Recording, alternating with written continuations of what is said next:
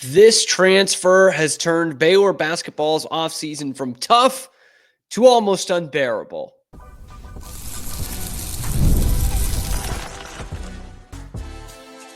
You are Locked On Baylor, your daily podcast on the Baylor Bears. Part of the Locked On Podcast Network, your team every day. Hello, Bears fans. Welcome to another episode of Locked On Baylor, brought to you by Game Time. I'm your host, Cam Stewart of ESPN Central Texas and The Cam Show on YouTube. And I appreciate you guys making it your first listen today and every day, because that's what we are, the Locked On Podcast Network. It's your team every day, and we're your number one source for daily Baylor athletics content, especially if you want one that's not coming directly from the university. Anyway, today we are, of course, talking about the fallout from the Wright transfer portal decision, what that means for this year's team, because, boy, does it mean a lot. The coaches did not see this one coming. But do they already have his replacement in the building? Maybe. And speaking of losing a player, Baylor football had to say goodbye to one as well, but it was on their terms, what that means for the most important position group on the Baylor football team. All that and more coming up on this episode of Locked On Baylor. Of course, the big news from Monday, Wright enters the transfer portal. The one guy who was coming back next year, opening night, who had actually played for you in 2024-25. No more. Now you have one guy on your roster, one guy who was on your team this past year that will be on your team next year, potentially, because that one guy is Joshua Jamuna. Blew out his knee in February. Those guys usually aren't ready to play by November, and sometimes you might not get them back for the whole season. And it's tough to hold that against Josh, man. That's a really tough injury. You saw it took a miracle from Jonathan Tchamwa to be back within 51 weeks. Okay, you're asking a lot to have Joshua Jamuna being a contributor to this team next year. So that makes this Wright decision, I think, the biggest loss for Baylor in the portal era. Now, people will point to LJ Cryer, played in the national championship game again last night. It was a big part of that Houston team. But Baylor was already in a decent place. Like, they didn't want to lose LJ Cryer. Don't get me wrong. I don't want this to sound like that, but they were in a good place going into 23-24. They were okay. They didn't absolutely need to keep him on the roster or else. Wright is kind of in the latter. Like, you kind of needed this guy. All right. He starts over 20 games for you this past year. He's an all Big 12 honorable mention. He has a heck of a year, and everyone's touting him to be an all Big 12 All-American player next year. And now he's in the portal. And all I see from Baylor fans are, if they're not hating him, which I understand that, then they're like, oh, we don't need him anyway. Who says we need this guy? He's a freshman. Who needs those? You do. You have one player on the roster from last year. One. And so losing Wright in a vacuum, if you didn't lose anybody else, okay, whatever. But with the context of Baylor's situation at the end of this 2025 season, he becomes one of the most important players in the country. You're talking about a major program that was already losing a bunch, losing Norchad O'Meara, losing VJ Edgecombe, losing Jeremy Roach. And then you throw in, the Langston Loves and the Jalen Celestines and the Marino Dubrovciches out of nowhere, and you're all of a sudden putting it all on Wright. And there's some good and bad to that. I think more good than bad. But you come to him and say, look, man, you're our guy. You're running this show. In fact, I wouldn't be surprised at all if they were talking to Rob about who they were looking at in the portal. Not like, hey, go out and recruit this kid, but what do you think about this guy? Or what if we played you and him in this kind of system? Like, there was definitely some kind of talk there because he was the guy going into this season. And this move, unlike the rest of the portal moves that Baylor's had to go through the last couple of years in the portal era, this move completely blindsided Baylor. And it's the first time that's really happened, right? There were reports coming out from ESPN that Baylor did not see this coming, that they were counting on him to come back, and that if they did see this coming, they would have done things differently, that they apparently turned down elite prospects in the transfer portal over the last few weeks because they were under the assumption that Rob Wright was going to be their point guard. Elite players that they could have gone out and gotten and brought in. Instead, they say, nope, we're good. We got Rob Wright. And 3 weeks into the portal being open, Rob Wright says, no, I'm actually going to go chase a bag somewhere else. The bag you're going to give me is fine, but I'm going to double that somewhere else. 3 weeks into this thing. It's an absolute blindsiding. The only person who doesn't think this is a blindsiding is that burner account on Twitter, which was clearly Rob Wright's dad.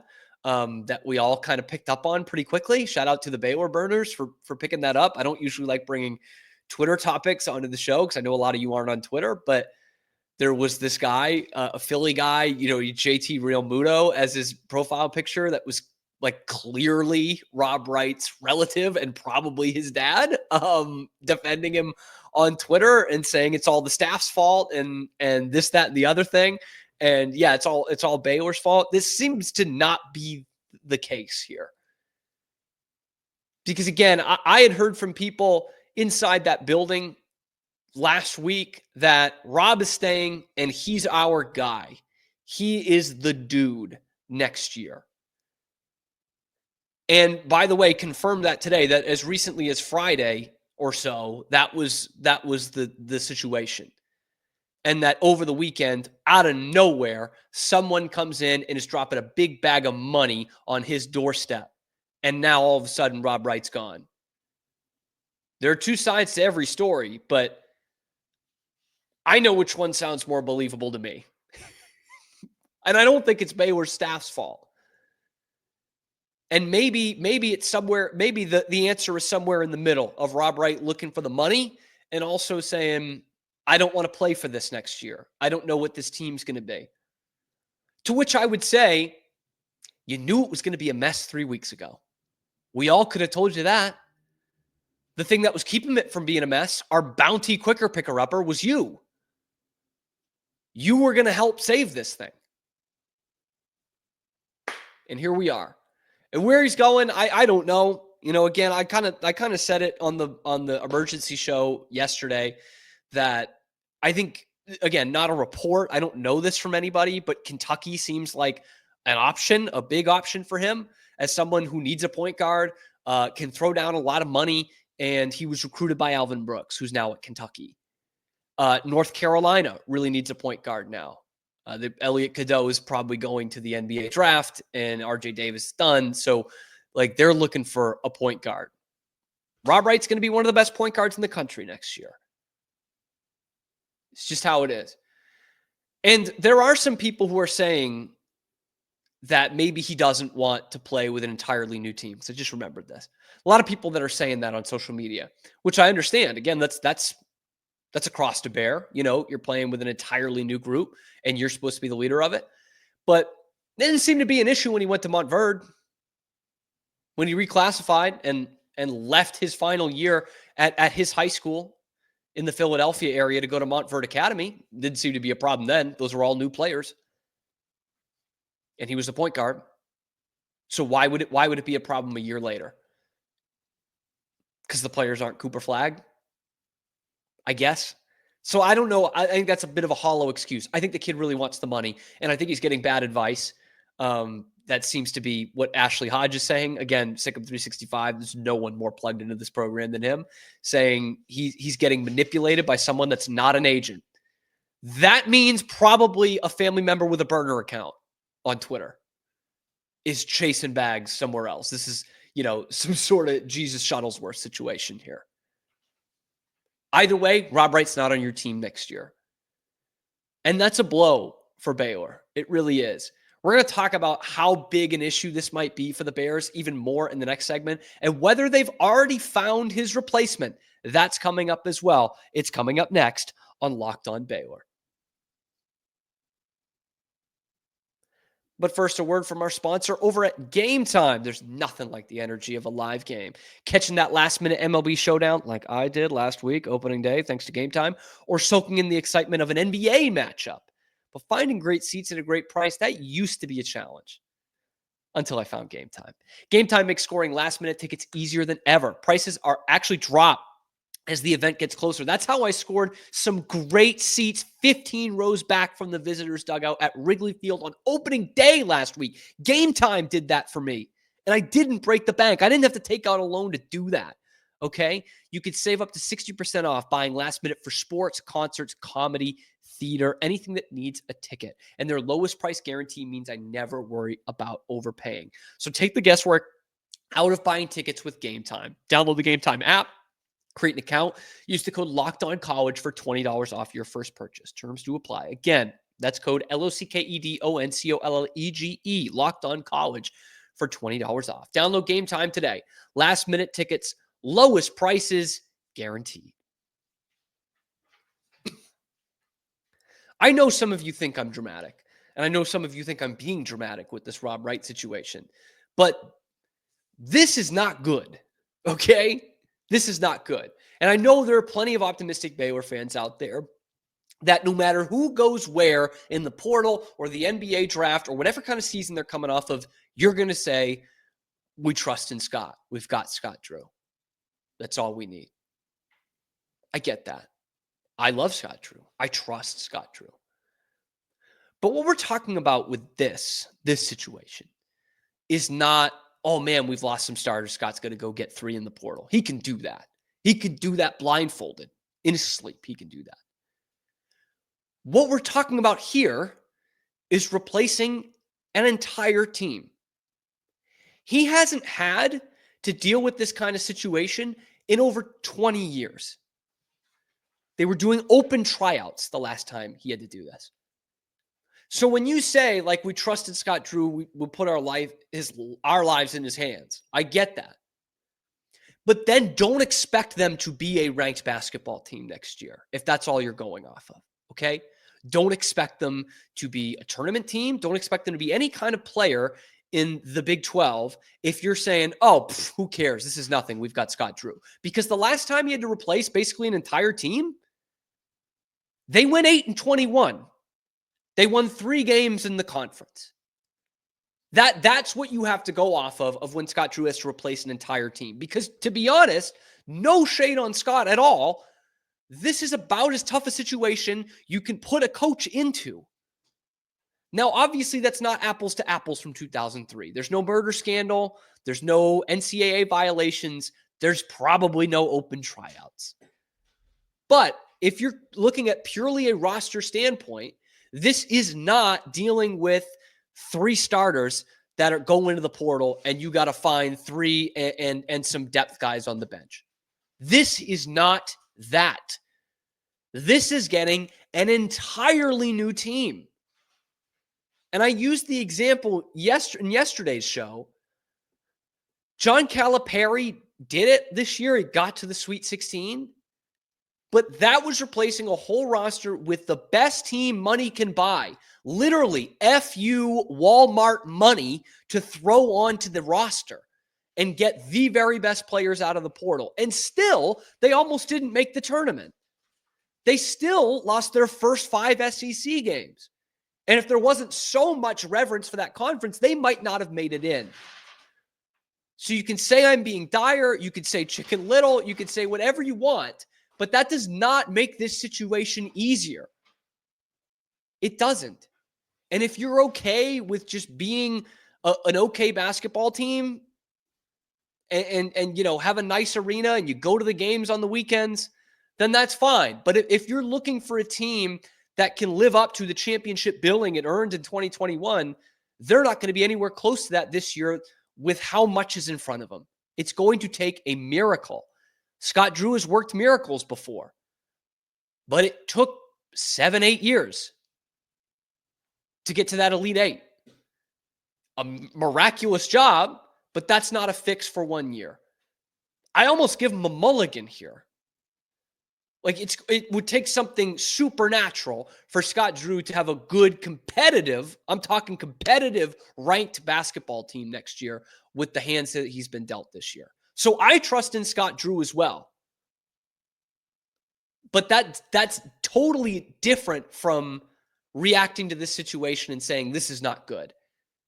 You can do both. I'm telling you, Baylor fans, you can do both. You can see that you have no one returning next year, really, feasibly, and say, this sucks, and also trust in Scott Drew. You can do both. I'm choosing to do both. But this sucks, and they did not see this coming. So now it becomes, where do you go next? Do they have the guy in the building already? Because I said after they got J.J. White last week from Nebraska Omaha, I thought, that's weird. It's 2 point guards you've gotten in the span of 3 days, 4 days. What does that mean for Rob Wright? Now, this is before, receiving some assurance that he was going to be the guy. But now maybe you have Rob Wright's replacement in J.J. White. You need some guard depth. You lost, all of your guards except Cameron Carr, who practiced with the team the last few months. But J.J. White, maybe he is the guy. Maybe Obi Agbim is taking more control as a ball handler on this team. Maybe that's the case. But in the midst of this Rob Wright news, there's a report that Baylor is in contact with another player. And immediately I was like, oh my gosh, this is it. They're going to go and get a point guard right away. It's not. It's Dan Skillings Jr. from Cincinnati. He's more of a wing. He can handle the ball a little bit, but he's not a point guard. Dan Skillings, 6'6", 1 year of eligibility left. Clap it up for that. We all love those guys with 1 year of eligibility left because that seems to be everybody they've gotten so far. They're not going young in this transfer portal. But Skillings, no pun intended, he's got some skills. Am I right, fellas? We saw him a couple of times with Cincinnati this year. We saw him once last year. In fact, he's had some good games against Baylor, if I remember correctly. But he was a guy who went out and did kind of tested the waters for the NBA draft last year, like he had already declared, and then came back and his role diminished. He was not as good a player this past year as he was the year before. In fact, he didn't start most of the games this year. He didn't start a game after the end of January. He was battling a bit of an injury, but that was a disappointing Cincinnati team. And I think if you ask Cincinnati fans, that Skillings was not like the reason it brought it down, but his numbers dipped. And I don't know how much of that was the injury, but this is a guy who at 6'6" is physical, can put the ball on the floor, not a shooter, shoots under 30% from three, scores at the rim. So that doesn't help your shooting problem. I don't know if he's sort of redundant to a Michael Rataj type, but then again, you need to fill out an entire roster, so it's tough to be redundant. But again, yeah, a guy who played in 29 but only started 13.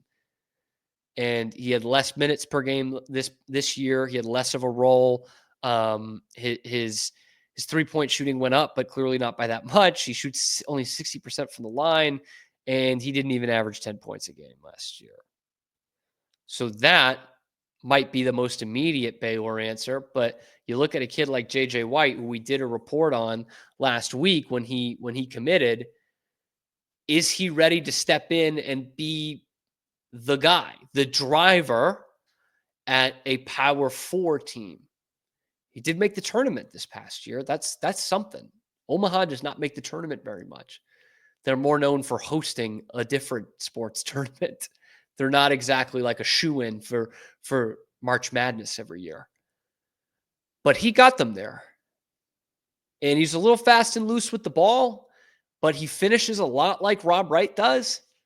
So maybe you already have your guy in the building. This is no knock on J.J. White, but if that's like your starting point guard next year, again, don't expect this team to be ranked like they are the last few seasons, like top 10, top 15. Probably not going to be that anyway. And it's tough to judge what this team's going to be with the way the roster is right now because they have like 4 players. But we'll see. We'll see who that replacement is. Do you think they already have them? Is Obi or J.J. White going to step in and just be better Rob Wright?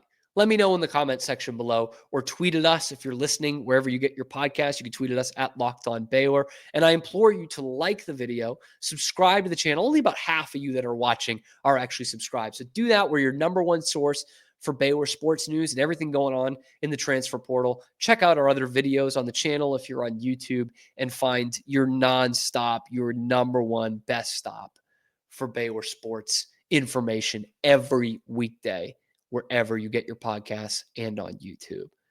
Locked On Baylor rolls on. As basketball is subtracting, unfortunately, so is football. But this one, at least the ball was in their court. Little update on the defensive backs room for Baylor football. That's coming up next on Locked On Baylor.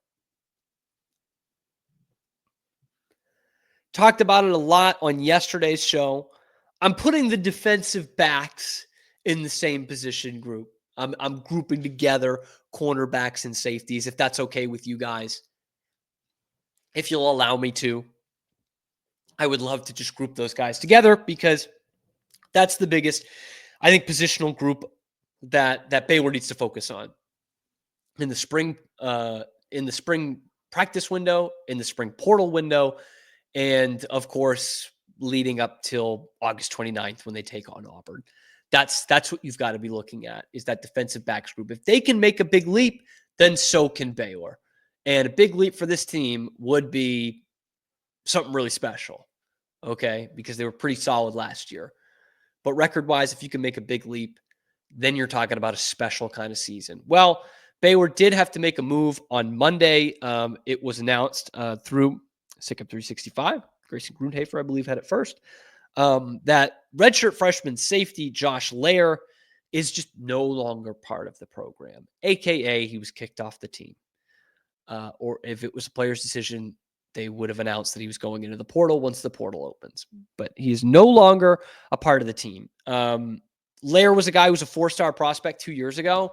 I don't know how much he factored into this depth chart. You went out and got Devin Turner from Northwestern, kind of an all Big Ten caliber safety. It's not like you were like, all right, this is the year of Josh Lair. This is the Josh Lair year, 2025. Here it comes. But it does,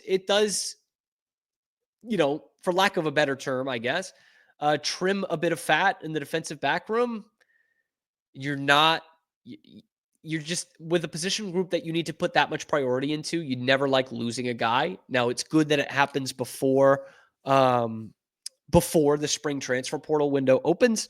But this was a guy who looked like a big-time recruit, and that's why I kind of bring this up on the show, because 2 years ago, like he was a big name at a time where Baylor was not pulling in many big names. So 4-star guy. I believe he originally committed to Washington when they were in the national championship, and then after Kalen DeBoer left, he decommitted and was quickly picked up by Baylor. He's a Texas kid. He played at Fort Bend Marshall, I want to say.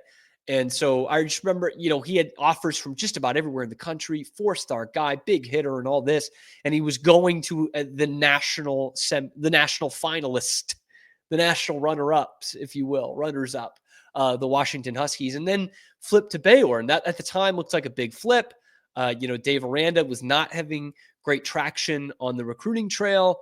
They obviously had a bad season in 2023. So to get him late in the game and he comes in, I imagine they were probably hoping that he would take a jump this year and potentially see some of the field for Baylor. Instead, he's now no longer part of the team. So I bring that up because it's now a position that I'm interested to see how they attack in the spring portal window. We knew they were going to need to look at more depth for cornerback.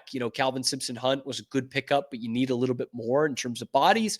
Now do they do that with safety after bringing in Devin Turner in kind of the winter window? That's why I bring this up, because I know a bunch of you are listening and saying, who the heck is this guy? I've never heard of this guy.